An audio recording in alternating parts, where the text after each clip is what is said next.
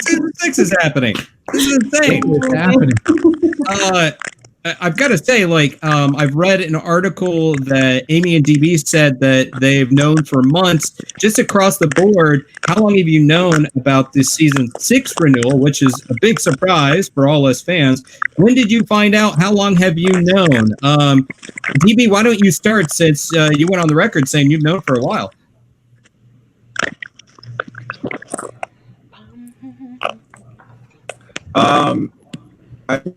What would you say, guys? I think we found out the last month. I think it was the last month. So it was a little strange because I think we were all getting ready. We had been grieving for months, while we were shooting the show. So when we heard that we were only getting one more season of season 5, I think it was like a mixture of joy and sadness. So I think we spent the entire season kind of getting ready to say goodbye to the show, and so then to get that shot of Netflix and Warner Brothers wanted to do one more was a bit confusing, but I think it was. I can just only speak for me, but it was great news, and I think everybody was really overjoyed. All right. Well, does anyone want to wait to that? I'm actually curious who had the hardest time keeping this a secret. Like, Kevin, did you ever almost let this news slip out? That's like, oh, season 6. Every second of the day. Oh my God. It was like, I know something you don't know. It was difficult. I think you're right, DB. I think it was. Oh, I think I might have found out maybe just a little bit later than you did. It was towards one of the last. I think the last episode that we were shooting. I found out that it was just a rumor at the time, and I was like, "What?" And then the next day, it was kind of loosely confirmed, and I had the same feelings of like, "Whoa, this is real. This is really going to happen." And so, and now here we are. Hopefully, the world will open up in such a position that we can get started on it sooner than later. But it's hard for me to keep secrets too, especially when they're good ones. I actually found out on set. I got a call from our showrunners, Joe and Ildy, and they're like, "So, we have something to tell you. The end might not be the end." And I'm like, "What?" And they're like, "And don't tell anybody." I'm like, "Right." So it was especially hard because, I was shooting with our amazing team of 200 people and was told this awesome secret, and I couldn't tell anybody. So it was a little challenging. I could see how that would be really tough for you, Amy. I'm sure you were like, hold on, recording it as they're saying it. I'm kidding. Yeah, it was fun, but we kept it secret. So, yay. One thing that is not being kept a secret right now is Trisha's cat's hind quarters right there. It just got a glimpse of that. I know. Right when they cut to me, there's going to be like a butt shot right here. Sorry. Fiona is not shy.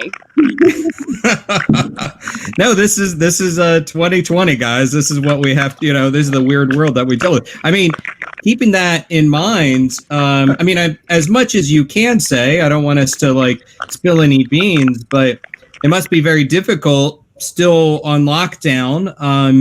Any idea on when you might be headed into production? Anything that you can say, or is that still just locked tight? I'm not sure if I can answer that because I don't want to be the person to give something away. Are we allowed to talk about this, Amy, Trish, DB? I'm not in season 6, so I don't know. Go ahead, talk. How do you know? Spoiler alert. Trish, you could be in season 6. You don't know.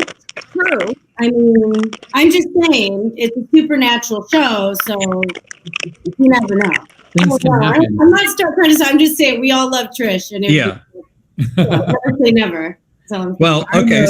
I think what I know that at one point Mom has to come about back hypothetical start date. Mom has to come back for season 6. I agree. We did have a hypothetical start date. I know we wanted to start sometime in August, but everything got shut down again. So I think everyone's just sort of playing it by ear. We have goals, and they've been pushed a couple of times. So now we're all just sort of eagerly waiting to hear that exact time to go back. Well, the entire industry is in the same situation, right? So it's I think everybody's in the same boat. Yeah, I think they wanted to go back as early as the 17th, but that is no longer even possible right now.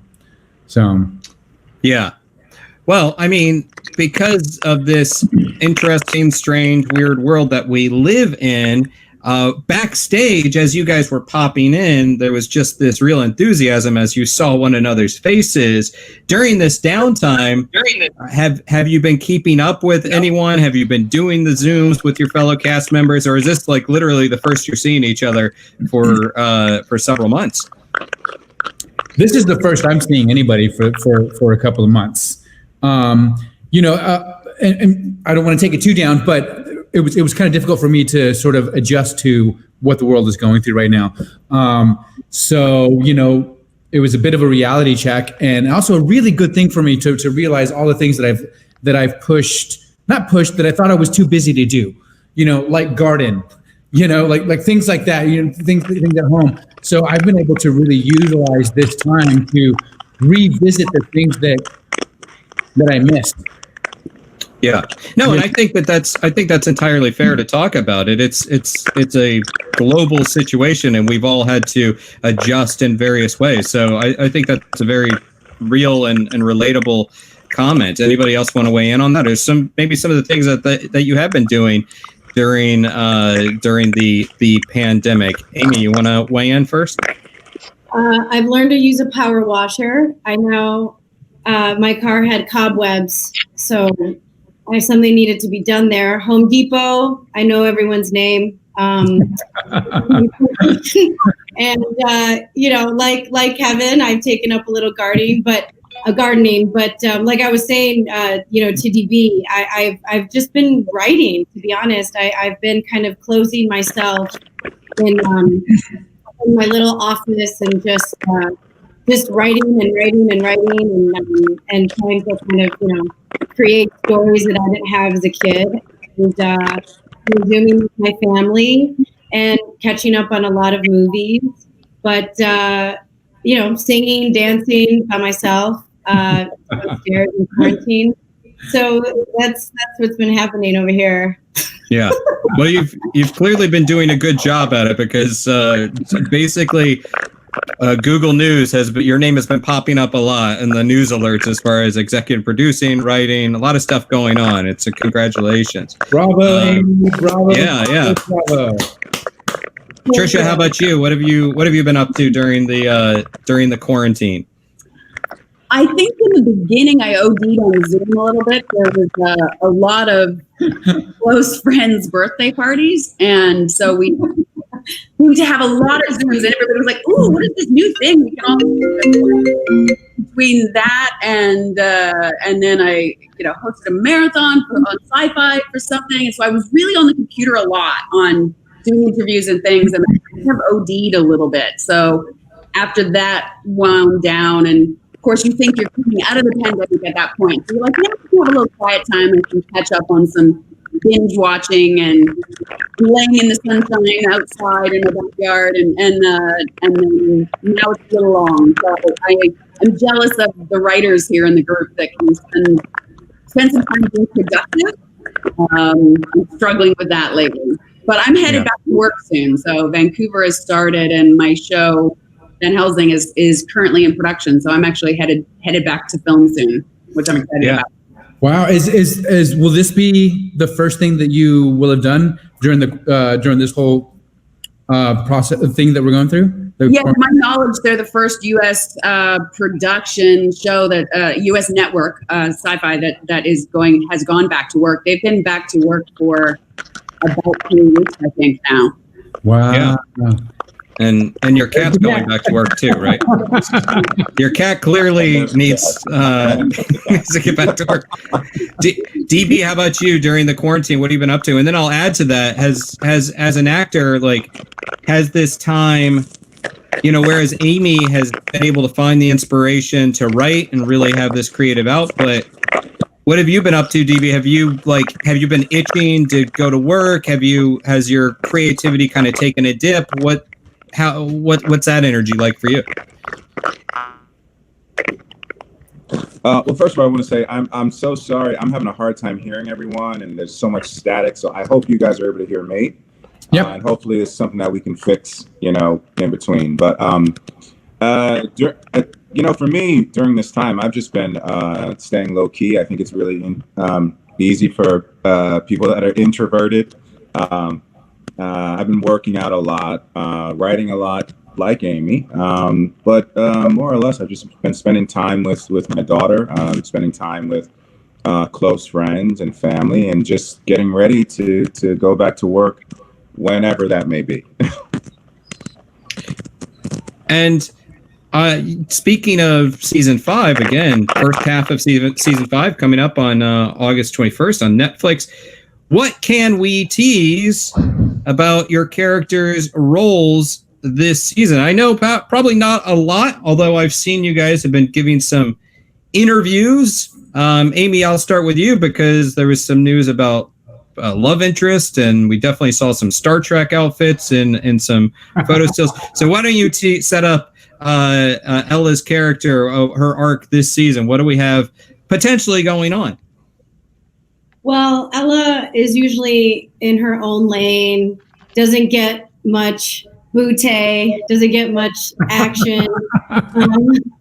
She just kind of is such a nerd and has no filter that we just see her as kind of this, dorky kind of forensic geek. So it's really exciting to see her dig in more into her personal life. And not only that, she's so confident in who she is and apologetic about not being the coolest person in the room. So I think it's really exciting to finally see her have a crisis of self. And a big part of that is, not wanting to put herself out there for love, which I think is a very relatable thing. It's very vulnerable and really scary.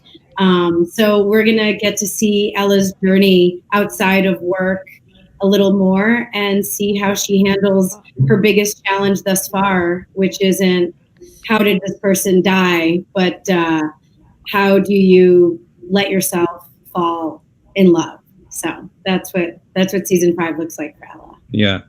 Now I want to say to the producer, let's go back to Amy for a second, because not only are all these things happening with her character, she's also a Funko Pop. And Ryan Sander in the chat room points out, so you got vintage R2-D2, MODOK, Wonder Woman, Superman, and then you actually have a Ella Lopez Funko Pop. Is this what we're seeing?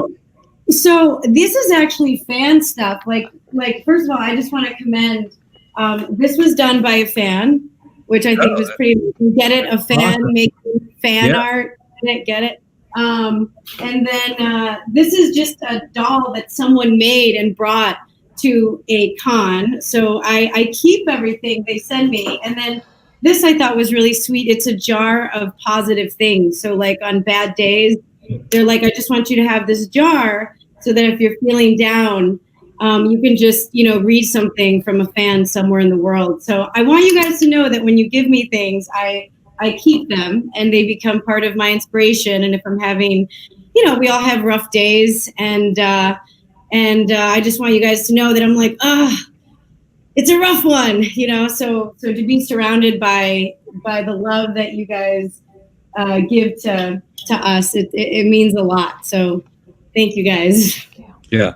It's really cool that you do that, Amy, because coming from the same perspective as you, and I think I can speak on behalf of several of our friends who are actors. We all go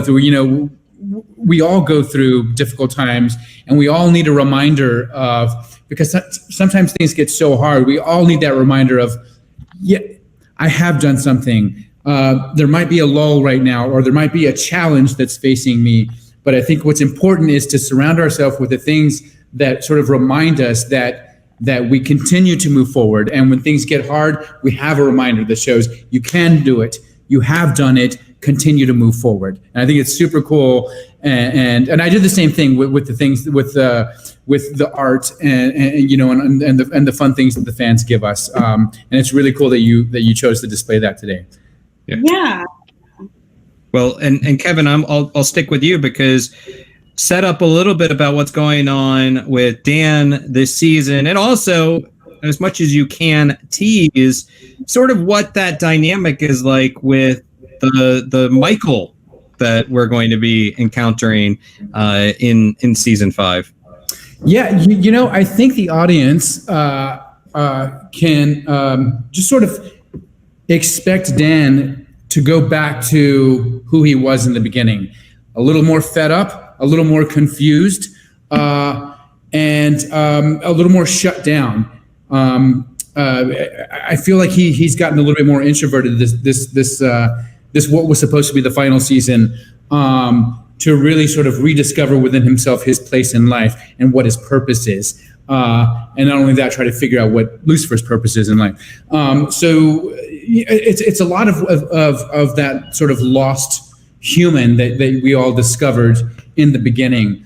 And then things, he gets light of certain things that start to drive the rest of his passions throughout the season.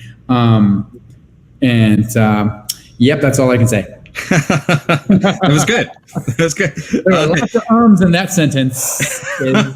But you got there. You covered it.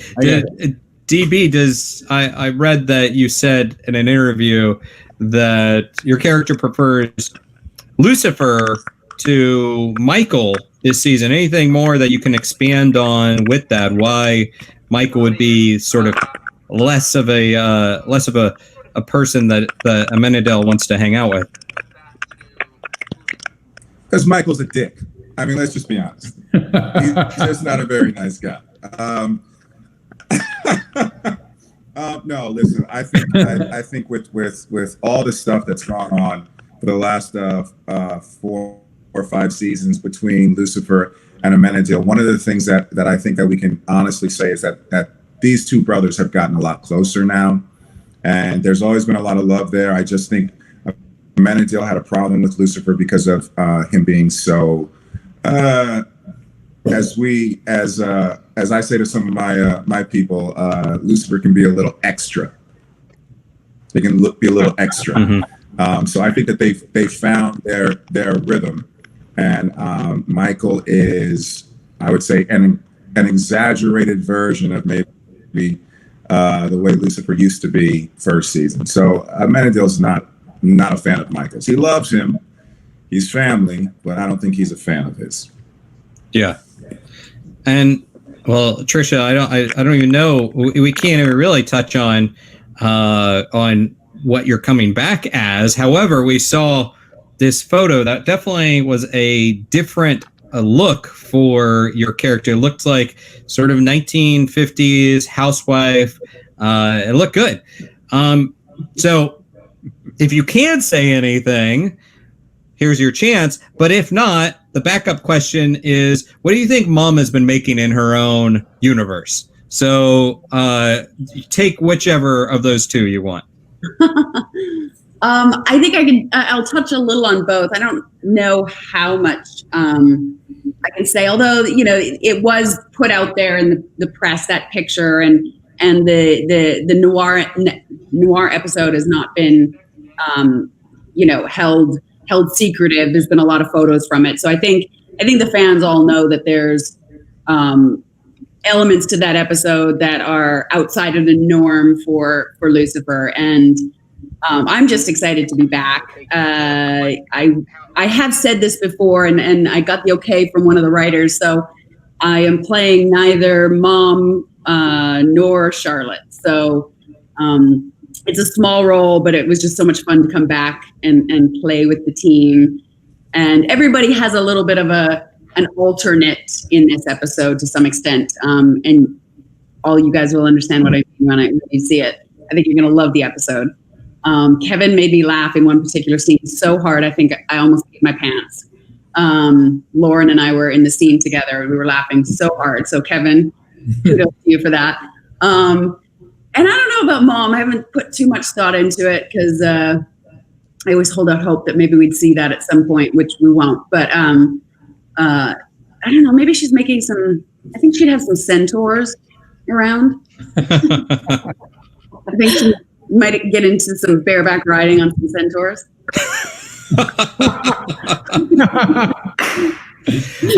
You've just launched like a whole fan fiction category. Sentence of the entire fucking year. That's my quote for 2020. Can I just put in a vote for a goddess Lucifer spinoff alternate world? I'm just putting it out there. Yeah. Don't think I'd be alone. I think you just pitched that. I think it could get greenlit easily. It would have to be on like, After Dark, I think maybe. But does anyone want to weigh in, or who can weigh in on sort of the interactions with Tom taking on this different character? How has it been? How has the dynamic shifted a little bit with Tom as Michael as opposed to Lucifer? Anything that you can say about that? I know personally, just through talking with Tom during the early, the beginning stages of his process of trying to do both. And, there's always a fear with us as actors who, you create a character that everyone understands and believes, then you have to do a whole other one. So there was a little bit of fear, but I think Tom handled it like a champion. And I think the audience is going to not be able to see through him at all. I think he did an excellent job with balancing the good and evil, because we all have good and evil within us. There's an angel here and there's an angel here, right? Which one do you listen to? And I think I think Tom did a really good job of balancing that on camera for the audience to sort of say, ooh, who would I go with? Right. DB, you want to weigh in on that? I would agree. I had quite a few scenes with him playing both guys. First of all, man, is that guy talented. I mean, man, is he talented. And I think that people are going to be blown away to see him doing two distinctly different characters, but that you can tell belong to the same family. I just thought he did a great job. So I can't wait to see it, because some of the stuff, like if people can imagine this, I mean, we're watching Tom do both these roles, right? But we haven't seen it. We haven't seen it. So we're going to be watching it to see how they cut it all together. Our first time is going to be all of your first time as well. So it's exciting. I can't wait to see it. I just think he did an absolutely smashing job. I'm most interested in seeing, there's an episode that one of our showrunners, Joe Henderson, wrote that is absolutely fantastic, and I think it's something like a long family dinner. And I think that's probably all I'm allowed to say. But it's a long family dinner, and as some Thanksgiving dinners can go, not that this is Thanksgiving, but as some family dinners can go, it's a little tense, a little awkward, a little uncomfortable, but it's brilliant. And you guys are going to get a chance to see Tom playing both characters in a very long scene that I think is going to be gut-wrenching on the one hand, and on the other hand, I think it's going to be absolutely fall-down hilarious. So I can't wait to see it. Yeah. I want to jump in a little bit on that, DB. So I had the opportunity to direct another episode this season, which I was super honored to get. But that was my first experience with being with Tom, playing both characters, and then being on the other side of the camera and watching him navigate how to do it. And it seems to the outside eye, like just an easy thing to do, to turn this guy on and turn that guy on and do that split. But the process that he went through to do both characters and shut them off was remarkable. And then to see it on the other end in the editing room and to completely buy it, I mean, there's no greater accolade than bravo when you can do that for yourself. You know, and I think he truly took it to that next level of one that's, from an actor's perspective, to watch it and go, man, I hope if I ever get that opportunity, I can do it that well, because he did it, he killed it. Yeah. That dinner scene is like a play. There's not a lot of action. There's not a lot of movement. It's just like DB was saying, characters around a table.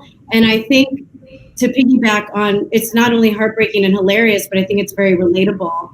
You know, it's like, I always think about how these characters are larger than life, but when you see them at a family dinner, that's something we can all relate to, especially during the holidays. And so what's so fun about the season is it's going to bring these angels and twins and celestial creatures. It's going to ground them because Daddy's coming home, you know? So I think what's going to be so fun is just to see all these people so relatable and literally being thrown down to earth. And then, yeah, see Tom act with himself in the same freaking scene, which I think, you know, is pretty challenging to pull off.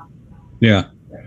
And well, let's dive into some audience questions here, some fan questions. Going to, first off, somebody mentioned the Funko Pop, so we already covered that one.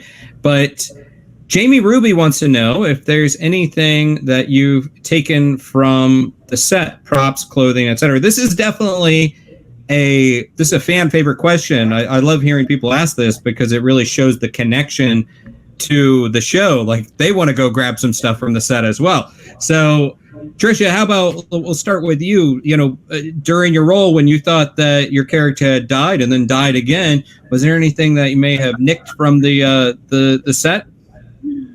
No, I'm too much of a nice Canadian girl. I've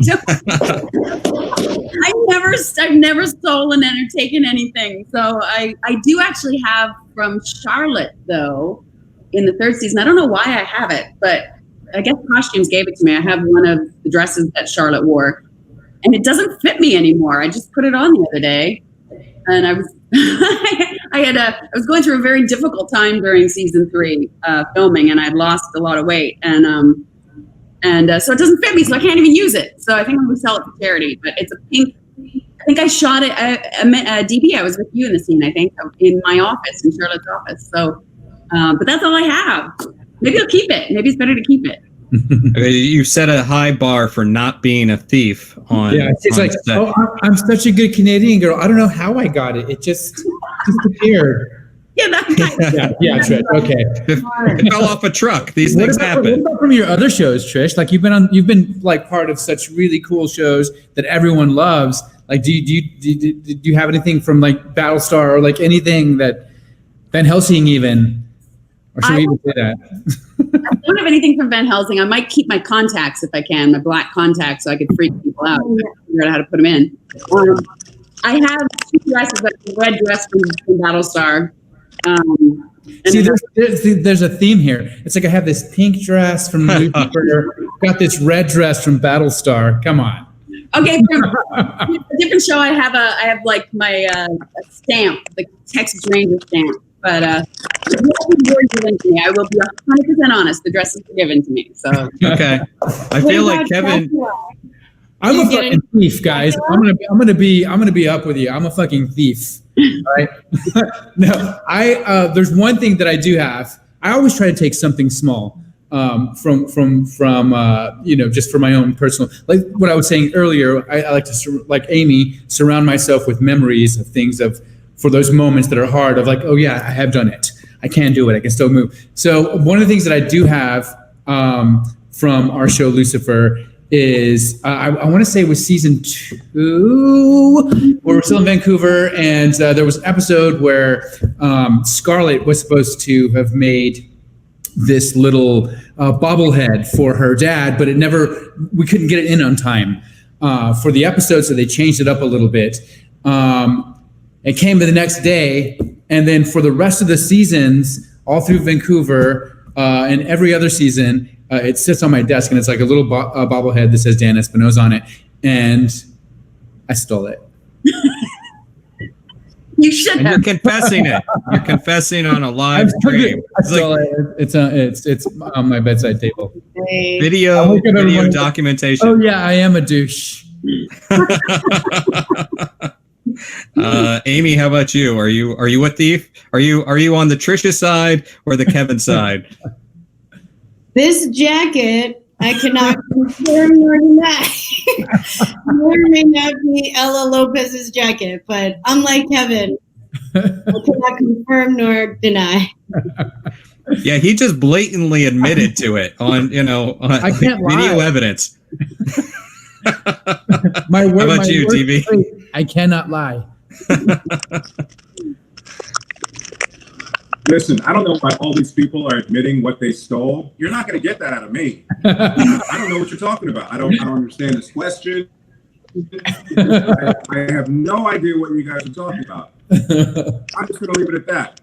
If some items happen to disappear at the end of every show that I do, you should talk to somebody else. I would never go on record. Like your dress or Nicely played. I now see where each of you fit in like the heist movie. Kevin, you're the worst because not only are you the blatant thief, but you brought down Trisha with you. She was just being cool and not admitting to anything, and you got her to like break. You did. I'm great. I'm good at things. Well, someone wants to know, actually, this is a fun question from Lucifer TV fan. What about a Lucifer musical? Would you like to do a song and dance episode, or even do it live? Is there a musical Lucifer in the future? You want to do that? Trisha says no. No. I would love to. That's all I'm going to say. I can't sing, so I'd watch from the sidelines. Well, Okay. what do you think either Charlotte or Goddess's song would be if let's say we're giving you a pass? People are What would strange. be like? Say again. People are strange. People are strange. Good. Okay. Good one. Amy, what were you gonna say? People are when you're a stranger. Read that one. Yeah. The Doors. Yeah. I think that would I suit. would love that. I was just gonna say I was at Kevin's first dance rehearsal for our musical episode, and he was surrounded by like 10 or 15 professional dancers, maybe more, maybe Like 20. 17 to 18. Okay, 18 professional dancers, and Kevin was like, you know how you dance and then you give it a little extra pizzazz, like that was Kevin. Kevin, I think, were you a professional dancer, or am I making this up? Is that DB? I can't keep track. Were you both professional dancers? We were Yeah, both, right? we were both professional dancers in the same club. No, what? I can't tell when they're lying. Like Christian and I believe that they lie. No, but I may or may not have done a little bit of ballet in college. Yeah, and you may or may not, I don't want to throw DB but you may or may not find DB with a little hat doing a little number on a particular TV show back in the day. But we do have a musical episode, and so we all kind of had to sing and dance. Some were more excited than others, but you will see a musical episode in season 5. And I did hear that DB crushed it. That's all I'm saying. And Amy was okay. He sings and dances all the time on set anyway.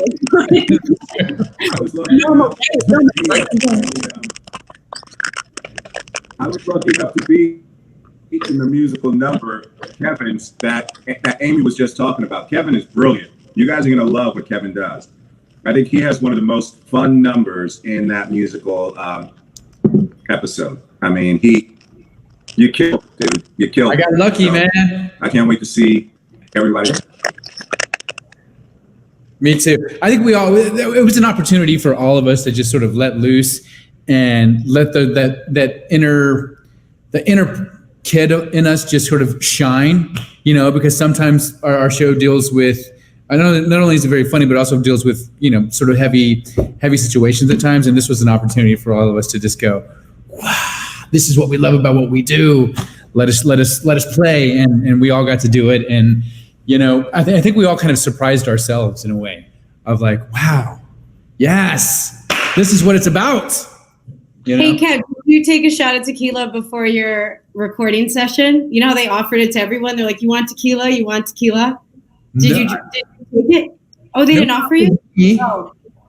But I will right now. Oops.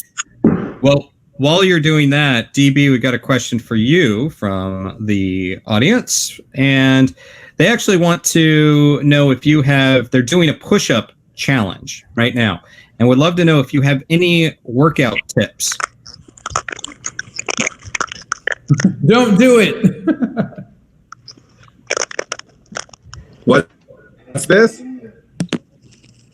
Any workout tips? Any workout tips? Yeah. Was that the question?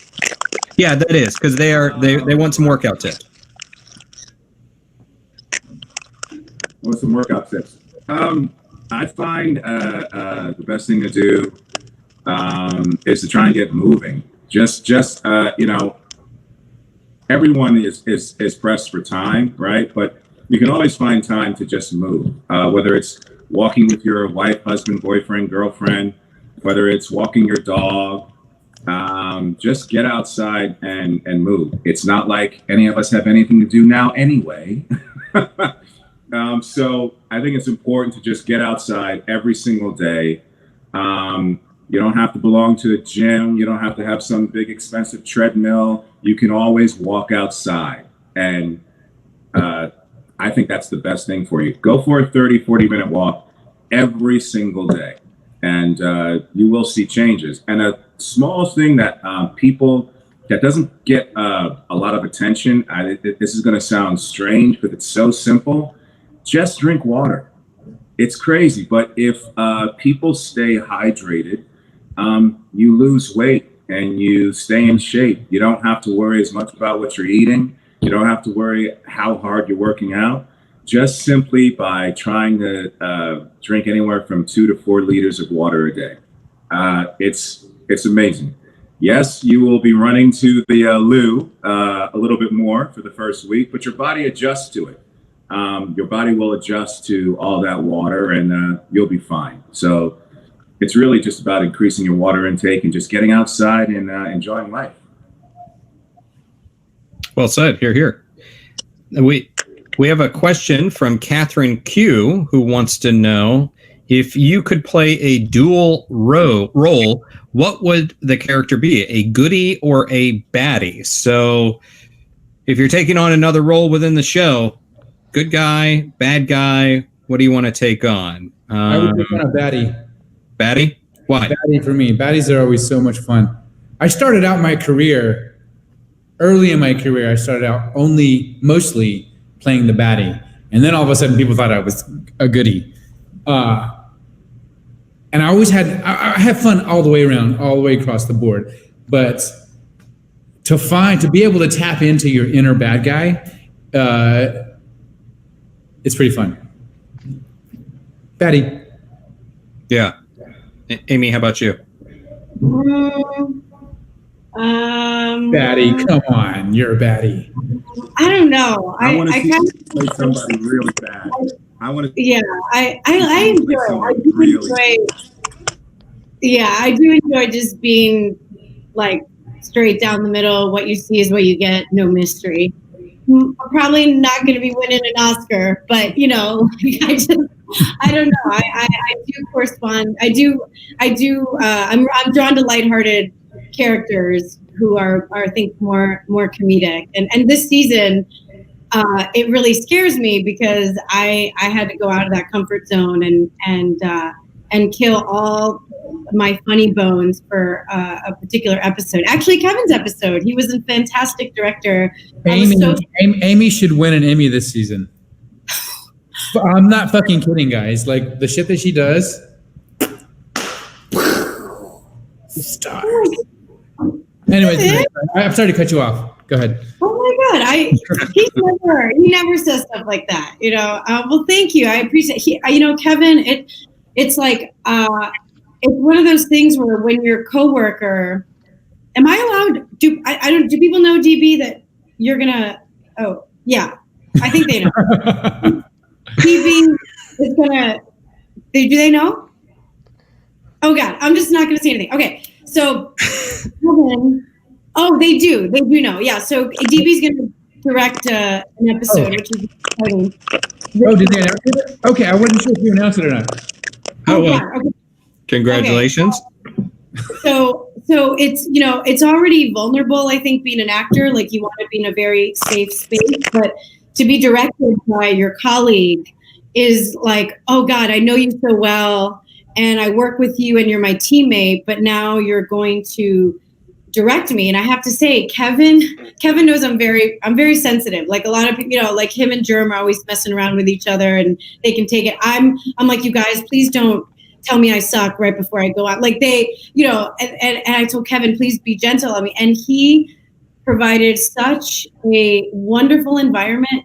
He was an incredible leader. The crew had his back. The crew, respect is something that you earn. You can't just say like, respect me. Like you have to earn it. And what I love is that the crew just kind of stepped up and he just led that ship. And the episode was so good that I think it's one of our longest episodes of the season. And he made everyone feel so comfortable. And there was a lot of changes in the scheduling for various reasons. And Kevin just like spearheaded that ship so beautifully and made me feel so comfortable doing something that was very scary for me.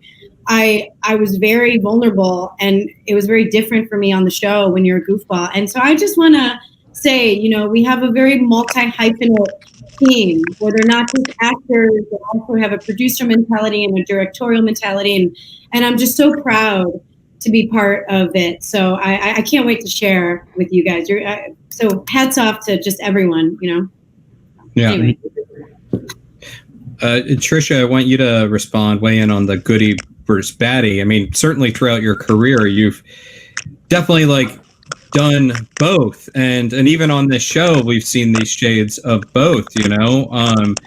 Which do you kind of want to gravitate to?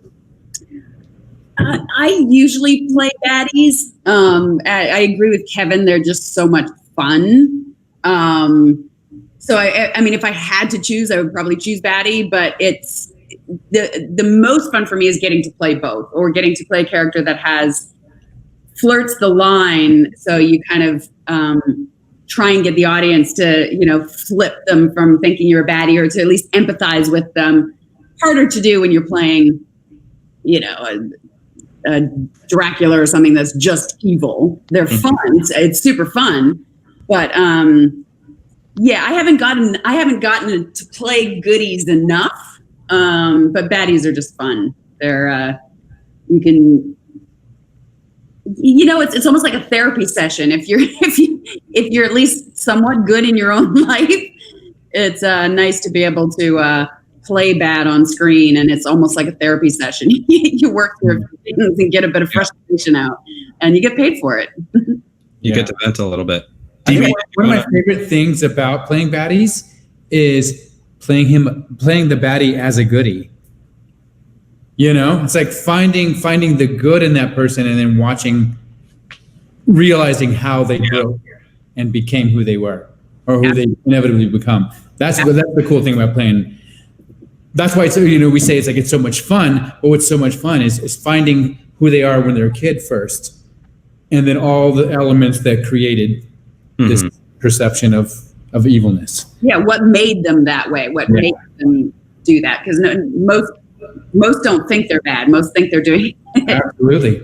Right. No one's the villain in their own mind. Yeah. DB, did you want to add to that at all? Yeah, I was gonna piggyback off of something that everyone was saying, but specifically Amy talking about Kevin as a director. First, just answer the question. I mean, it's interesting because I usually have started off on shows playing a character that was really bad, and for some reason he always seems to find himself and then winds up being good. So I've had the opportunity to play both within the same character quite a few times. So I've been really lucky. But yeah, the playing the pure bad guys are always just a little bit more fun. And I would have to say Kevin as a director has been spectacular. My favorite note of Kevin's was the day he came over to me and said, "Listen, DB, that choice was absolutely terrible. You are a shitty actor, and I don't really know how you're doing this." But come on, I said that 5 times. That's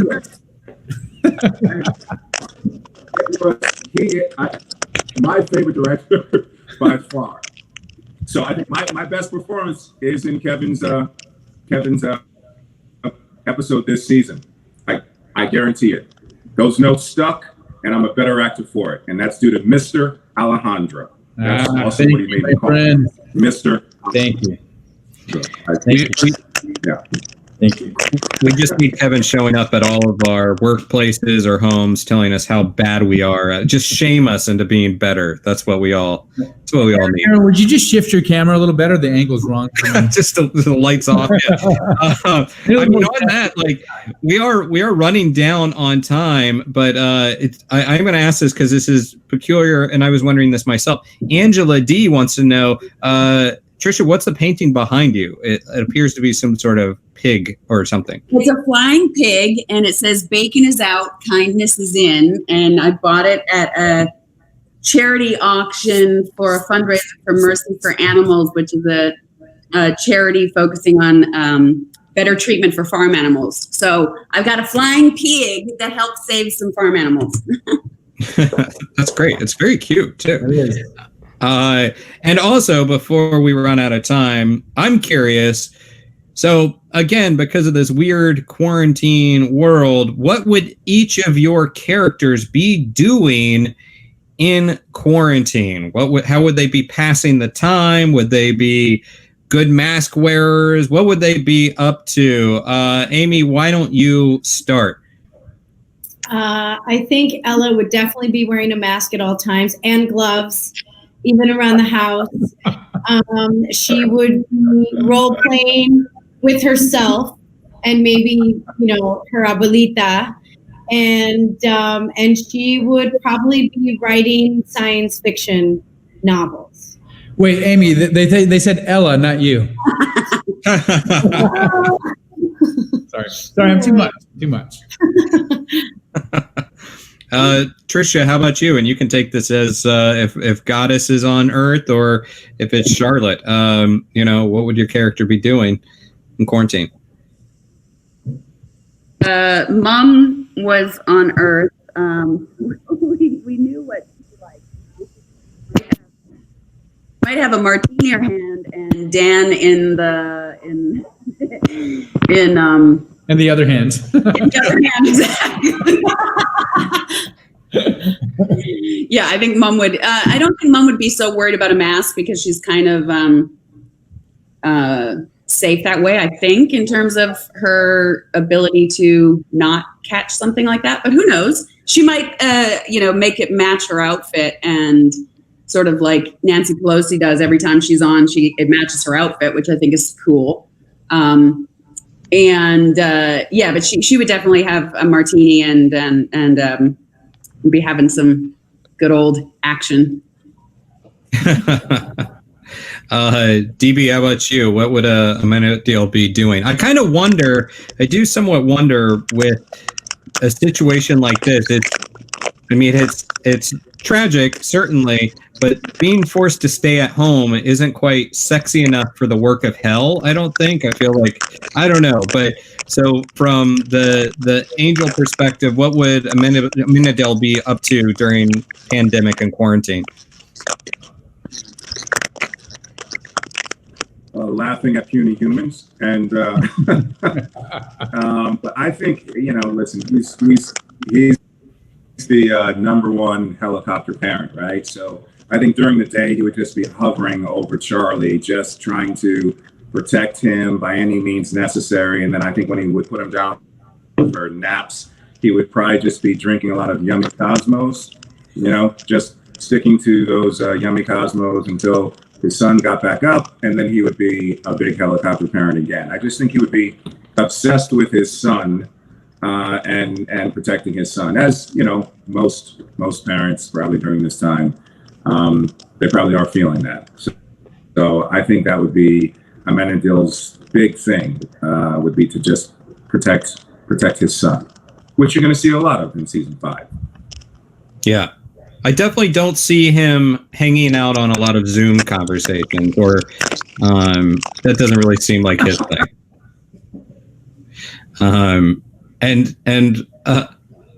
Nope. Huh?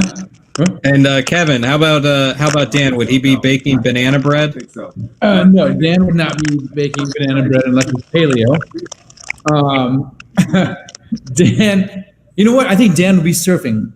He'd be surfing. He would be teaching his daughter how to surf and teaching her that boys are bad unless they're like their dad, her dad.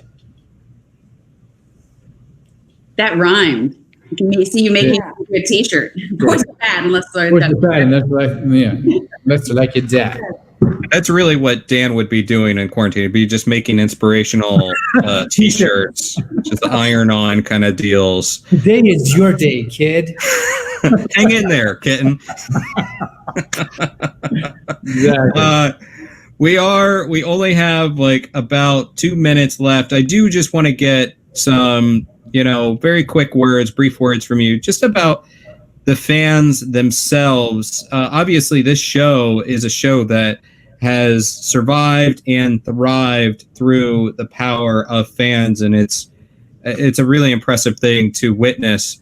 So just a final shout out to the fans and talking about their support. Amy, I'll start with you again. Just a quick shout out. I always call you guys our little angels. We literally would not be here without you guys. Thank you for raising money for charity. That's awesome. Thank you for your amazing little drawings of the whole cast. And we're all in this together. So thank you for weathering the ups and downs with us. Thanks. DB, you want to go next?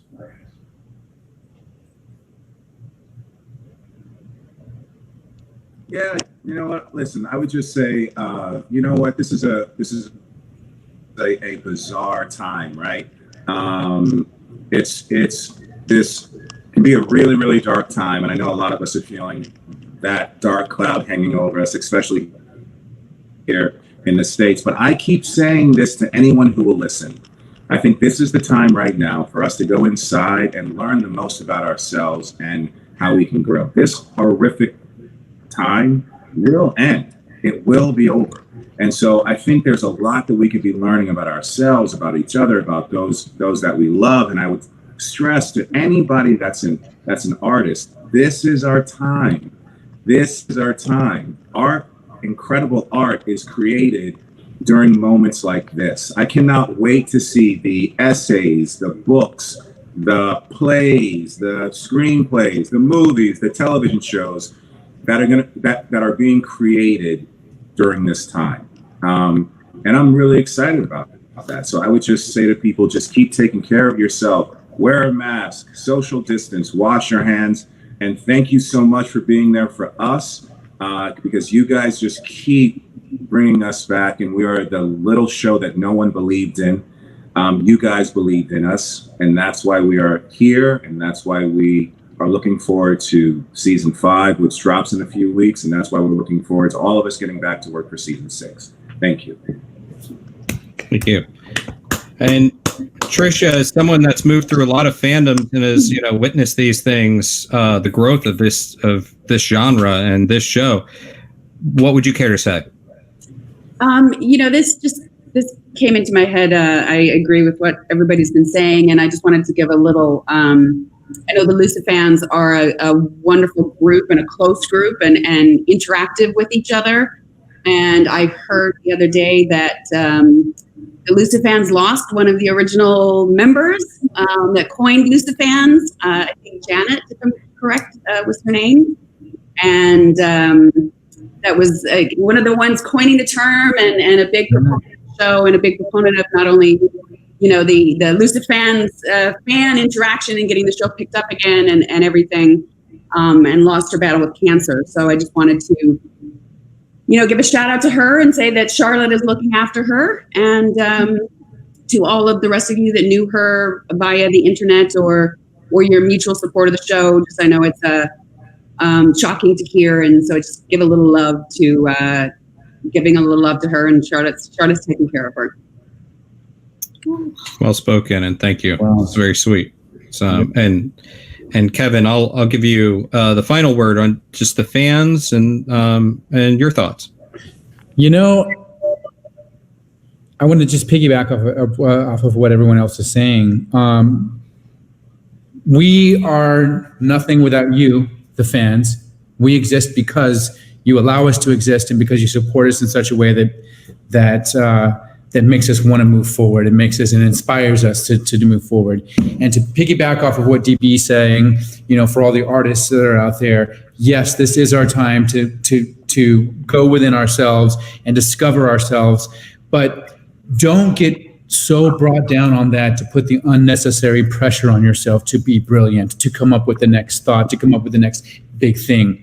This is solely a time for you, for us as humanity, as a people, to really figure out who we are as individuals, so that when the world does open up again, that we're not brought down or chipped away by all the things that chipped away at us in the beginning. That we have fresh eyes now, and so move forward with those fresh eyes. And I hope that everyone can do that. And I love you, and we love you, and we appreciate you so much. And like I said, we are nothing without you. So thank you. Well said. Thank you. And I want to thank all of you guys for being here, and also all of the fans for joining in this Fan Expo HQ virtual experience. And again, remember, your support has helped Feeding America and Food Banks Canada. Together, we've raised like more than $9,000. So that's definitely a big round of applause. And look, the fun doesn't have to end here. We've had an awesome live stream, but you still have the opportunity to get some autographs, some